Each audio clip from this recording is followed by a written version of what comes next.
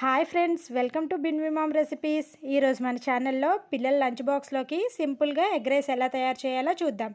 ముందుగా దానికోసం స్టవ్ పై ప్యాన్ పెట్టుకొని ఒక స్పూన్ ఆయిల్ వేసుకొని కొన్ని ఉల్లిపాయ ముక్కలు, 2 పచ్చిమిర్చి, చిన్న ముక్కలుగా కట్ చేసిన కరివేపాకు, ఒక స్పూన్ సాల్ట్, హాఫ్ స్పూన్ పసుపు వేసుకొని ఆనియన్స్ని బాగా ఫ్రై చేసుకోవాలి. తర్వాత 2 ఎగ్స్ని బాగా బీట్ చేసుకొని దానిలో యాడ్ చేసుకోవాలి. 1 నిమిషం పాటు మూత పెట్టి ఫ్రై చేసుకోవాలి. ఈ విధంగా ఎగ్ బాగా పొంగిన తర్వాత దాన్ని చిన్న చిన్న ముక్కలుగా కట్ చేసుకోవాలి. ఇప్పుడు 1 స్పూన్ కారం, 1 స్పూన్ ధనియాల జీలకర్ర పొడి, కొద్దిగా సోయా సాస్ యాడ్ చేసుకోండి. ఇలా యాడ్ చేయడం వల్ల ఎగ్ స్మెల్ రాకుండా ఉంటుంది.